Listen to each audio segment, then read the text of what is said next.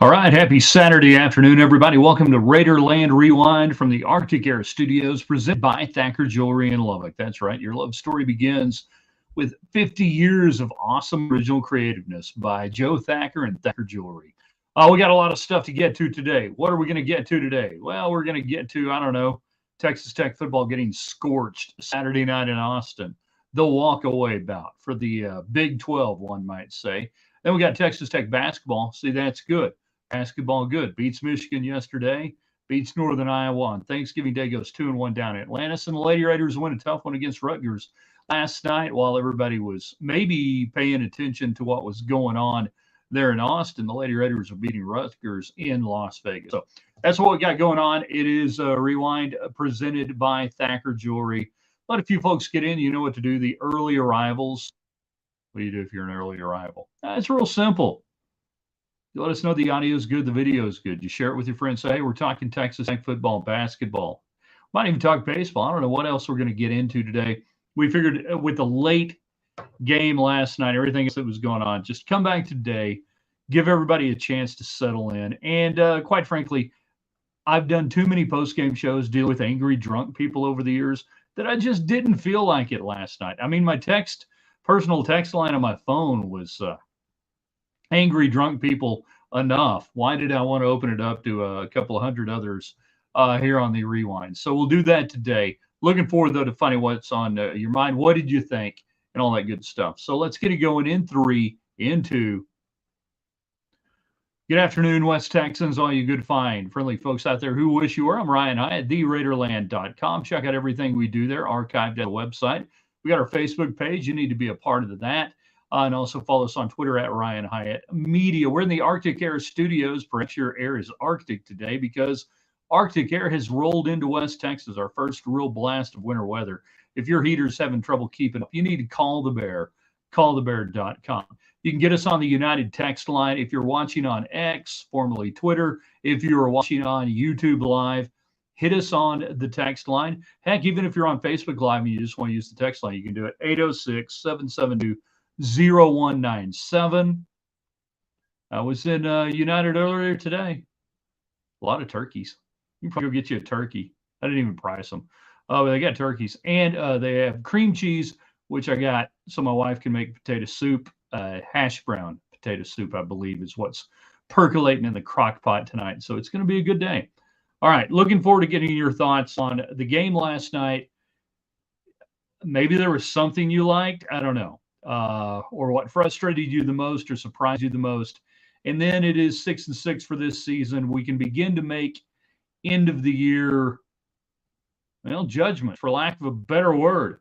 Santa Claus is happy Santa behind us. It's happy Santa Claus. Happy Santa Claus is glad to be there. Jared, Tim is watching. Peyton is watching. So yeah, now what? After 57-7, now what? And we can discuss the game and the bigger picture. And obviously, one of the biggest question marks, I think, going forward for this team and this program is going to be at offensive coordinator. Zach Kittley has become a lightning rod of controversy for Texas Tech fans, whether it has to do with beat-up quarterbacks or otherwise. I think Joey McGuire has a really tough deal on his hands in deciding what to do there at offensive coordinator. And year 2, I think, is when you can make that move in a coaching staff, is when you make changes. So we'll see. We only beat one Big 12 team with a winning record. That's usually how it goes, though, is that if you're in the middle, Tech's in the middle, you beat the teams that are below you, and you don't beat the teams that are above you, and that's kind of how that works. I like beating Texas in football. I demand we beat Texas in baseball.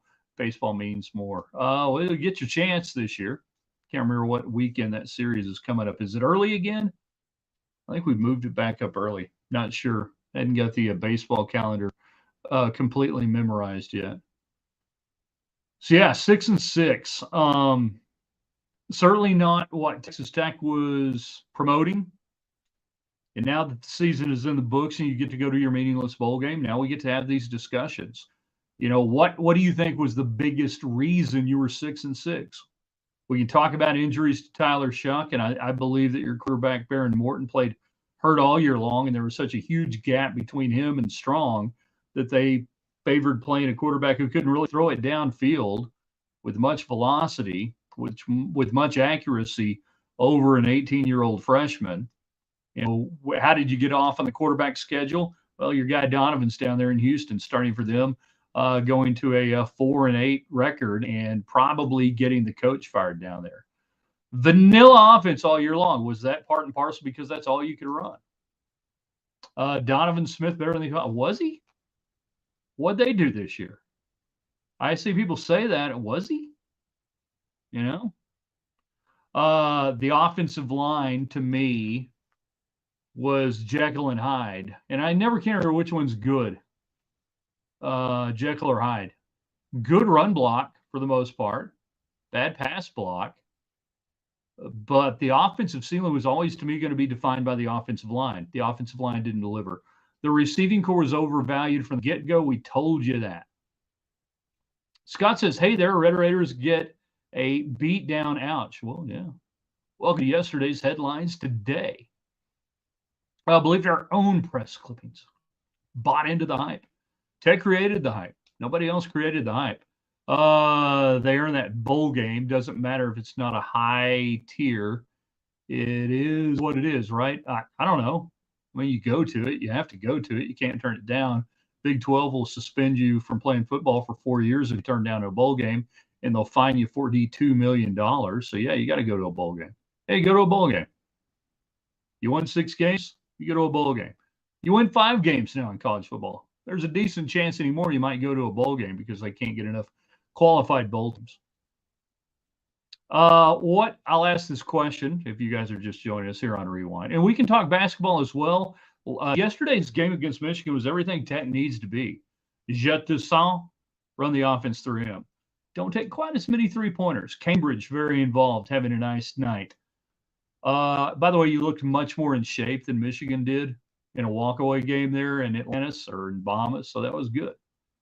So don't forget basketball. The Lady Raiders were 26 of 29 at the line last night, beating Rutgers. Good job there. Is the Kitten OC on the hot seat or injuries by U24 season? We're going to go with Kitley on that. And yeah, he's on the hot seat. He's been on the hot seat all year long. He's 100% on the hot seat. I think Joey McGuire has a tough decision to make. And by that, I mean, it's always tough to make changes. But in year 2, you now have a huge sample size. You know what's going on. And you can look and go, are we simpatico? Are we in agreement? And I give you the interview there in the first half where Joey McGuire on TV says, hey, man, we got to run the football. We got to get the run going. I'm paraphrasing here. And we got to, be sure we're playing in front of the sticks on first down and everything. And everything Joey McGuire is saying about running the football, the next 8 plays are pass plays. Everything that he said they needed to do, the offense did not do immediately. I'm like, you're firing your coordinator on live TV right here. Your coordinator is getting himself fired. So embarrassing to watch last night. Why were you embarrassed? You weren't involved in it. I don't think you play or coach. I'm upset about the football game. It was awful. Played scared. Fired OC or McGuire. So you want to fire OC or McGuire? Is that what you're saying? That's winners and losers. Tech was on the losing side. Wyoming, BYU, West Virginia. Flip those 3. Tech 9-4. And we'll get to that. Those to me are the bigger games. Yeah, I never chalked Texas Tech beating Texas as a win. I didn't even have BYU as a win, quite frankly. But sure did have Wyoming. Sure did have West Virginia. Those 2 games right there, those 2 games right there are much more defining than a blowout loss in Austin. To me, literally 4 weeks into the season, you were behind the 8 ball from there. Did McGuire stay on the defensive side of the ball too much? Should he be more involved in the offensive side of the ball? No. You need to coach your strengths. You need to coach your coaches. Now, when you say that, okay, let's back up about 10 years ago, Jared. And what you're asking for is what Texas Tech fans complained about when it came to a defensive coach telling an offensive coordinator what to do. And I'm talking about Tommy Tuberville and Neil Brown. Thanks to your Mark for the bulletin board material. That didn't work out too well. My Lord, Texas just that was one of the worst things about it is they just enjoyed every minute of it. From the end of the middle when it was obvious what was going to happen, they were saying goodbye to the Big 12. They were telling Brett Yormark kiss their ass.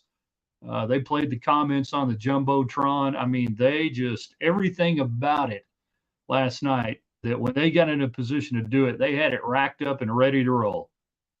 They knew exactly what they were doing. That last touchdown was for Brett Yormark, the Big 12. I guess we can all say when people ask, hey, do you know who Art Manning completed his first college pass against?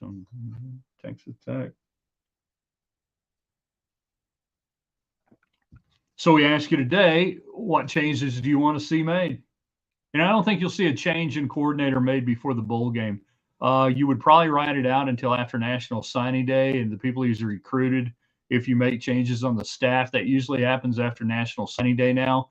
It used to be in February. Now it happens in December. And you keep those kids on the line, and then you fire the coaches that recruited them. It's real cool, real nice, good way to do it. Let's see.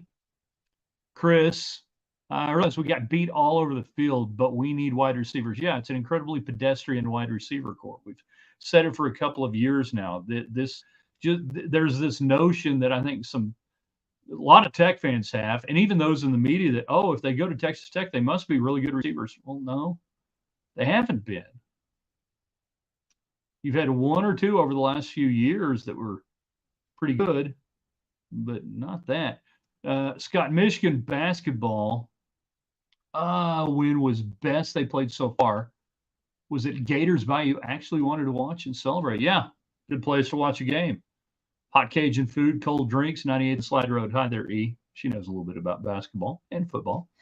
Yeah, that was the team you want to see play night in, night out right now for McCaslin. Good riddance. Don't care if we ever play him again. That's what I've been saying. Makes it easy to not want to play him when that happens. Give Kitley 1 more year, more with a full off season as QB1. No more quarterback questions with Shuck leaving. That's true. And a healthy is key. Which Tech band could have been there? All I heard, Derek, on that is that UT made available 100 spots. With the whole Thanksgiving Day deal up there in New York City and everything else, I don't think it was workable. Sometimes it's not always up to you if you want to travel the band. I think Texas made it pretty plaintively obvious, no need to bring the band. Could have been worse if the defense hadn't played tough in the red zone. Yeah, which is anti-Tech defense this year in the red zone. Although the last 3 games, 3 out of the last 4, let me go back. I got to check here. No, not that one. Yeah, that one. Yeah, about 3 out of the last 4, they played better in the red zone than they had. They were at one point 86th in the country in red zone defense. Not good. Who do we look at if Joey pulls the trigger on the OC? I don't know. What do you want? What do you want to do? Do you want to run the ball? Do you want to pass the ball? You want complimentary football? You want an experienced play caller at the Division I level? You want an older guy who's been around? You want hot young guy? Oh, wait, you just had hot young guy. Congratulations, Tim. What do you want? Hopefully they can find a stud running back in the portal. You want both, yeah. Maybe in the transfer portal, snag a proven quarterback to challenge Morton. You're not going to get that. Micah Hudson should be a difference maker when he gets there. He better be, because he's not going to be very long. Yeah. What up, Weston? So it's a little bit of football today. It's a little bit of basketball. Lady Raiders going in at what, 6 o'clock our time, I think? I think that's right. Taking on Santa Clara. They're at South Point, one of my favorite places in Vegas. So, yeah, that becomes a question then. If you do make some change, what do you do? And this is not bagging on Zach Kitley at all. Zach Kitley, I believe, was Joey McGuire's 3rd choice as offensive coordinator. That initially, I think he wanted to get Grimes away from Baylor. Then it was going to be Sonny Cumbie. Sonny Cumbie takes the job there in Ruston.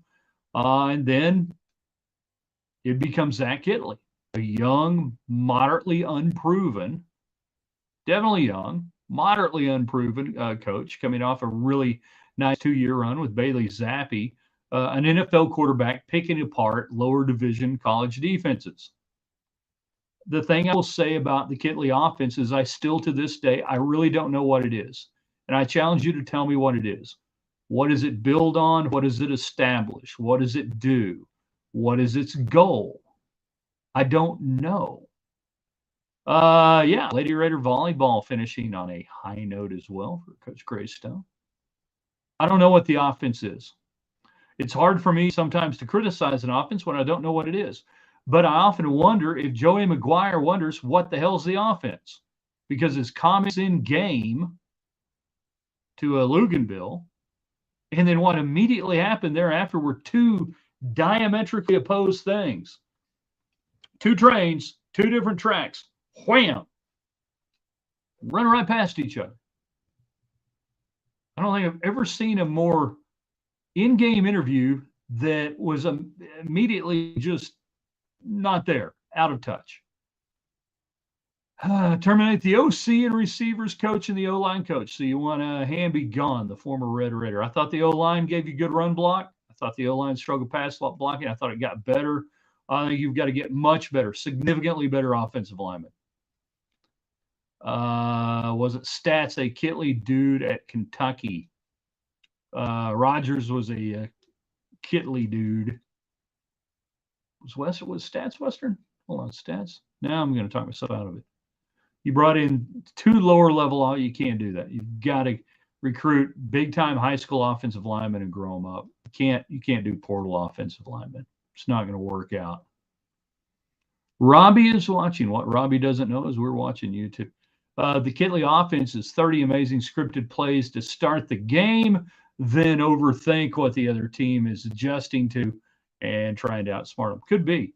Is that Cole Roberts, former tight end right there, Jared? Oh, that's Jared. I thought that's one of Cole Roberts, former Red Raider football player. Big criticism. After the initial scripting, you wonder what the hell is going on. He was WK. That's what I thought. Okay. That's what I thought. And granted, he was hurt. They had to move him away from center and put Wilburn in at center. But the offensive line has to get tremendously better. Receiving core has to get better. All those things. And you just see what happens from there. But it sure does make it easy to not want to play Texas anymore, doesn't it? Basketball on your mind, we can discuss that in the time we have today. A little Saturday afternoon rewind action for you, looking back on the 57-7 loss to Texas. I hate it with everything in my fiber and being. By the way, you can get in on the United Supermarkets text line, 806-772-0197. If you're watching on X or on YouTube, use the text line, 806-772-0197. Hate it with all my being that the final line there for Taj Brooks was 19 attempts, 100 gained, 95 net. Yeah. And I mean, they bottled him up. They bottled him up last night, which should have meant, that they rolled up. They'd really done a nice job of taking away from that. There should have been some play action there. And then, like your tight ends like Tharp and Cup, they had a combined 2 catches. Still don't get that. If anything, it was, to me, the misutilization, the underutilization of the tight end based on what you had gotten from the running game. And the easiest thing to play off of from a play action game with a strong running game is a tight end. And it's not like you don't have one guy that I think is going to play on Sundays and another guy who might have a shot in Cup. And yeah, Tharp was in and out of the line, but I think Cup is not that far off behind him. And I still don't understand how you can not utilize that. Was it Cameron Watts traveled back with the team? Reports seem to be good as of last night. I didn't see anything else today. Interception that Bradley gave up. The interception that Bradley gave up pretty much sums up our receivers. Mike Hudson is a different kind of fun. Yeah. Kickoff return for the TD was like Tech was in slow motion. Why you think they were dead in the water? Because Texas is faster and better. I don't know that they looked like they were in slow motion. They blocked it up pretty good. He brings it up the right-hand side, and then he gets a crease. Wasn't even so much that I thought Tech compromised their lanes. I watched it twice. Sometimes you get a hat on a hat. You got hatted on that one. Sometimes you bring back a. Okay, usually there are two guys that can stop a kickoff from being returned for a touchdown at the college level. That on any given return, there are about two guys that are either going to make their tackle and make that play, or they're not. If they don't, the other 9 guys are going to have a hard time having any sort of impact on it.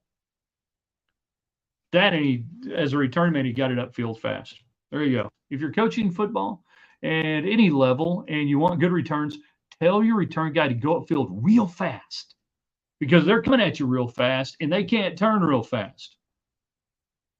Combat tactics, Mr. Ryan. He closed the distance between the warhead and the submarine, not allowing it to arm itself. And he will not be making the same mistake the next time. He will take the safety feature off his warheads. Ugh. But yeah, that Taj Brooks doesn't get 100 in his final game. I mean, really, in the third quarter, that's all I wanted. Get Taj Brooks 100 yards, get him out of there, get him ready for Sunday money. By the way, hey, Taj, if you're watching, I know you are. Thank you for everything you've done for Texas Tech. Thank you for what you did this year. Don't play in the bowl game. I don't want to see Taj Brooks play in the bowl game. I want to see him play in the NFL next year. I want to see him go make millions of dollars. I want him to be 100% healthy. He wore his ass out for 12 games. I don't care if he plays against Air Force or whoever in the Armed Forces Bowl or some sort of piddly-ass bowl. Thank you. And if I'm Joey McGuire, I'm telling him that. If I'm Texas Tech coaching staff, I'm telling him, hey, thanks. We'll let Valdez handle it, whoever, whatever. You've done all you need to do. You don't need to play in this game. Don't do it. With the playoff, that's one of the beautiful things now. All these bowl games now don't matter. And I guess we go back to Christian McCaffrey as one of the first high-level guys. You don't have to be like a high-profile #1 draft pick overall to say, you know what? You've got a chance to have generational money coming your way. Go make it. Any Tech fan who gets mad on Brooks or somebody not playing in a bowl game, boy, you are one selfish individual. I'll tell you that right now. So hopefully Taj Brooks does not play in the bowl game. But I really wanted him to get the 100 yards. Was there anything? I thought there was one more stat that I had last night that was so telling. Well, yeah. I mean, it goes without saying. The receiving average was 4.6 and 11.9. Taj Brooks last night caught 4 passes. He gained 2 yards. I remember years ago, Mark Finkner was doing the locker room show, and Mike Leach was the coach, and Mark asked him about going vertical. The hell do you know about going vertical? Going vertical. And this year's Texas Tech passing game. And again, how much of that was that they didn't feel like he could throw it vertical? I don't know.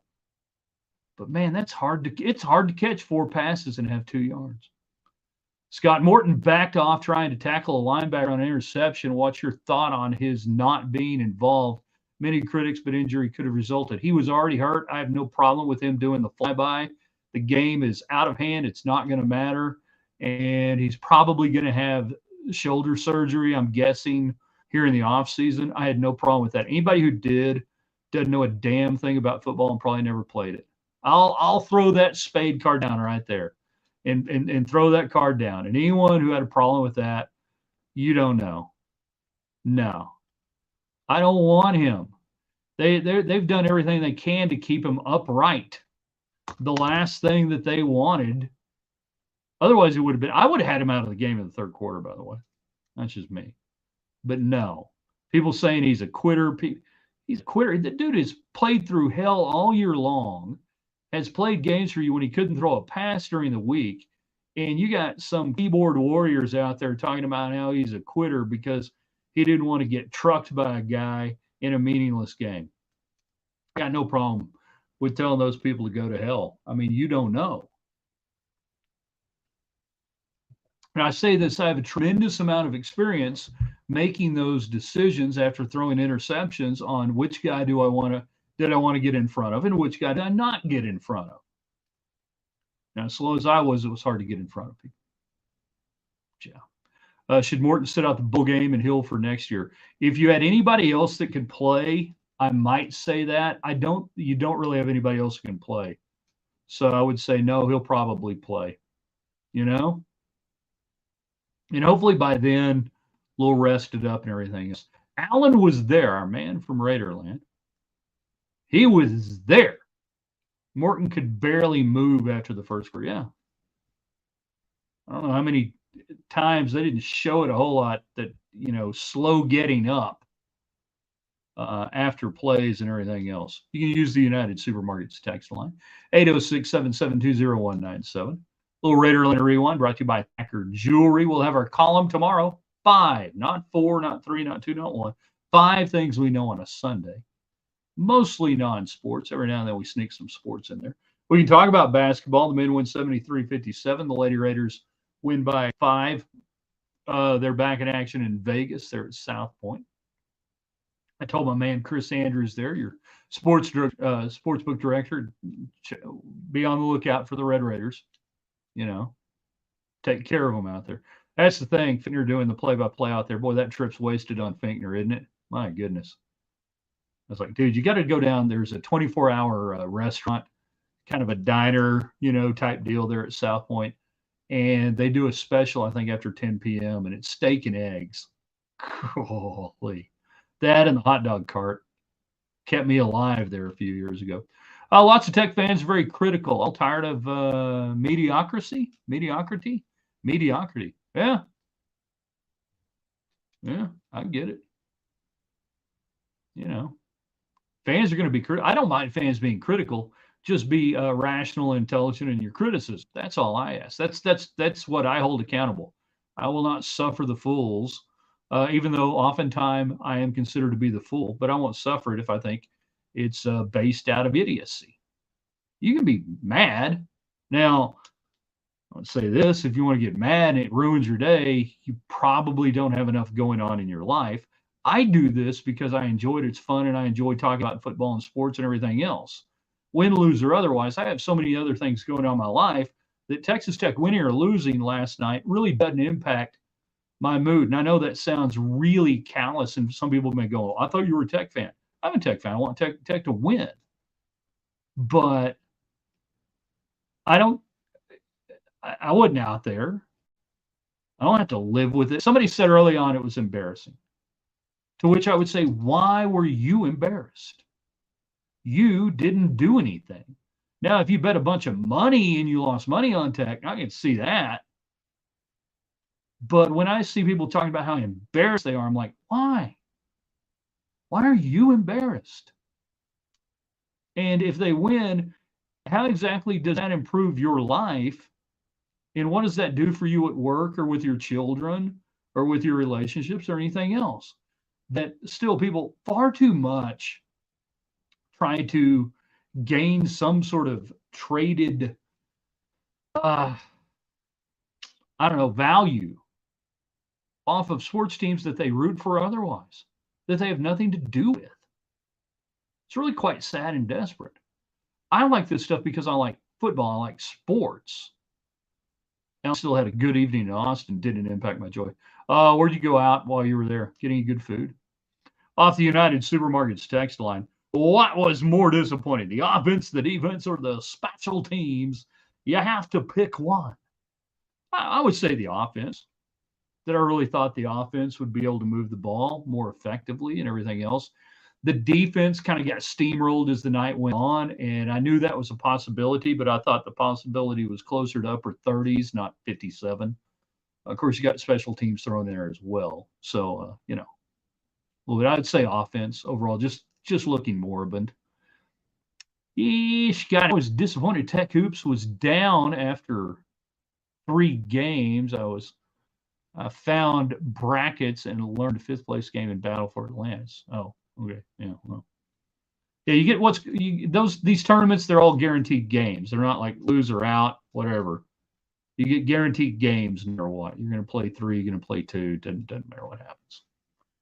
But again, and we can talk some basketball as we go through here. I'll hang out for a little while longer.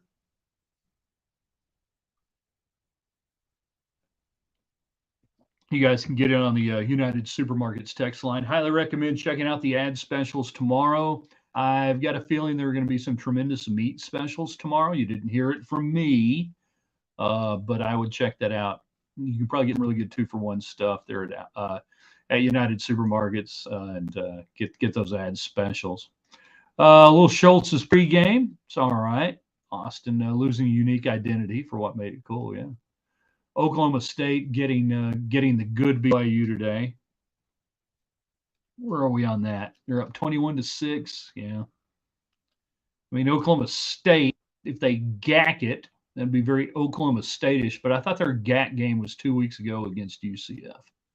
Men's basketball looked really good yesterday. Let me see if I can. Maybe I can find you. Take a look at the box score there. Yeah, the old box score. As we mentioned it, this offense needs to flow completely through Jettison. He only played 39 minutes and 18 seconds.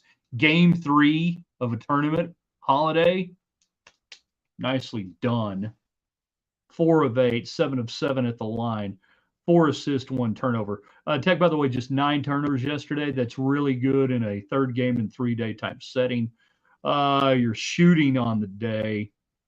Let's see, 43%. A little better in the second half than the first. You got a lot of layups. You got a lot of good looks. And you only attempted 21 3-pointers. Dear Coach McCaslin, stop shooting 3-pointers. You're not good at it. Pop Isaacs is kind of good at it, although he wasn't yesterday and you won. He was 0 of 7. 5 of 21. Offers. You had 2 guys over. 3 guys over. 3 guys took multiple 3-pointers and didn't make them. Stop shooting them. Don't shoot them anymore. Well, but they've been around 35, 38. You know? Yeah, but compress that number. You're giving too many long runouts on the missed 3-pointers. Quit shooting as many 3-pointers. Isaacs is the only one I feel really good about. By the way, Devin Cambridge really had him a game. So what was it? 17 and what did he end up on the rebound? 17 and 7. I thought he had 8. 10 for Williams on the rebounds. I'm really liking what I'm seeing out of Cambridge. Warren Washington giving you what he's giving you right now. 9 rebounds. Needs to be more. Needs to be about 11. But that was the game. That was the first game I've seen that I really watched Texas Tech and go, okay, that's the repeatable recipe that you can have success. Pop stat shooting seemed a gunner. He is a gunner. He's going to gun, but he misfired yesterday. But he's the only guy I like shooting threes. Make 30% of your 3-point shots or don't shoot them at all. Even at 35 or 38, Alan, the problem is if you take too many, that's far too many runouts. That's far too many opportunities for easier baskets on the other end. I don't want it. Game versus Villanova, team was shut out in the paint, manhandled. That, and they went dumb at the 9-minute mark in the first half and the second half. They had 5 to 7 minutes of basketball in each half that they were just so bad on the shot selection that they were just dumb, and it cost them. Now, against Northern Iowa, that's just a good basketball team. They weren't playing all that good. That's a Thanksgiving Day morning game, all that stuff. And you want it against a team that will probably make the tournament. Right now, bracketville.wordpress.com. Dave Almond, great website. We use 2 here in Raiderland. Bracketville.wordpress.com, hoopshd.com. Hoopshd.com for the last week has had them inside the early projection cut line for the NCAA tournament. First 4 out right now for Bracketville. I believe that was updated this morning, but I'll double check. Either way, This team right now is much farther ahead than about the last 4 Texas Tech basketball teams, RPI wise, in early season, what they're doing, which means they're not going to have to make this massive comeback in Big 12 play. And if they can go to Butler and get a win, I don't have Butler's numbers pulled up. We'll have more on that. Obviously, we've got a couple of days. But this team is a lot farther along resume wise than the last several years. So that's good. Can I settle the debate on the extra practices for the bowl game? What's the debate? Game versus Villanova. The team was. Oh yeah, sorry, I already read that. What's the debate there, Randy? And I'll settle it. I don't mind. By the way, you guys still hammering out some leftovers, or are we done?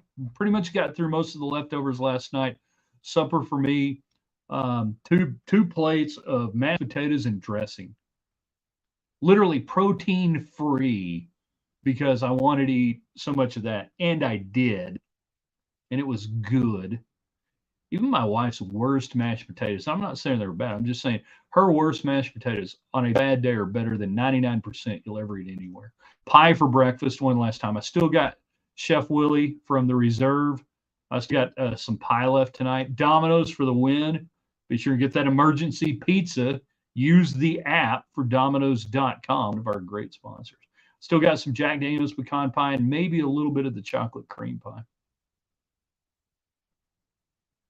Yeah, we're doing potato soup tonight.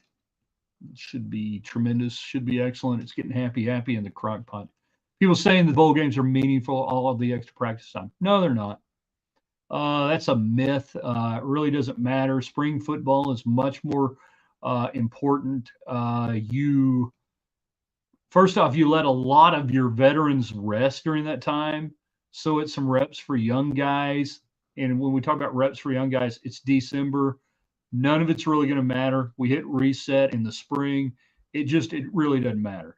And if you're playing in an early bowl game, your pre-Christmas bowl game or something like that or whatever, by the time you take off for finals, by the time you do it, you're literally talking about a week and a half to 2 weeks worth of sessions. You're still mandated on some of this. It's just really not that big a deal. And again, spring is much more important. And I can make the case that spring's not that important, that when you get back in the fall, that's really when all the work takes place. So all the crap about, and plus everybody goes to a bowl game. It's not like you've got this advantage over everybody anymore. So no, it doesn't matter. It just doesn't matter. Everyone on both sides of my family, no, don't even ask for turkey legs. They're mine. Good for you, because I wouldn't be asking. You can have all the turkey you want. United Supermarkets text line 806-772-0197 if you want to join in on there. This is Raiderland Rewind, looking back, Texas Tech, Texas. Your thoughts, your comments, your also basketball thoughts and comments. And Mark Finkner on the call, coming up later on for the Lady Raiders from South Point in Las Vegas. Thank you. I'm glad I could say that, Randy. But it's a trope that the coaches have to trot out. Oh, it's very important. They just say it's meaningless. They just say it. Taking a bowl game does make me actually care about the whole bowl season. Why? Why would you care about any of the other bowl games just because Tech's playing in a bad bowl game? I mean, I will barely care about Tech playing in a bad bowl game other than Tech's in the bowl game. And if you got to play a game, you might as well win it. And you make people feel a lot better if the last thing you do is win a game as opposed to lose a game. You got Cliff millions of dollars beating Arizona State in the Holiday Bowl that year. Millions and millions of dollars generated by Cliff Kingsbury just by winning that meaningless bowl game there. So yeah, if you're gonna play in one, you might as well win a bowl game if you're gonna be in it. But that said, I just don't care. The playoff renders everything moot. We all know it now. Everybody knows it. It's not 1978 anymore. I say 78 because in 78 Tech won 7 games and didn't go to a bowl game. I think it was 78. Yeah. I think that was the year. Yeah. Yeah. So that was, 10, 11 game schedules back then. Yeah. I'm missing her. No. Get that. Yeah. Thacker jewelry, great. Oh yeah, Thacker jewelry. Citizen watches. If you're a watch hound, if you're a watch guy, Citizen watches. And just go over to Thacker, or have your girlfriend or your wife go, and hopefully not both at the same time. Have them do a wish list for you so you don't screw it up. Thoughts on Michigan defeating Ohio State? Will it bump the Buckeyes to number 5? Don't know. We'll have to wait and see. Close game. Buckeyes, kind of driving there at the end. A chance. They just could not stop. What a manhood robbing drive there over the final 8 minutes by Michigan to secure that win. Is Centennial champion retired? Not officially. I think they'll be auditioning a new horse going forward. They need to. Centennial champion needs to be retired.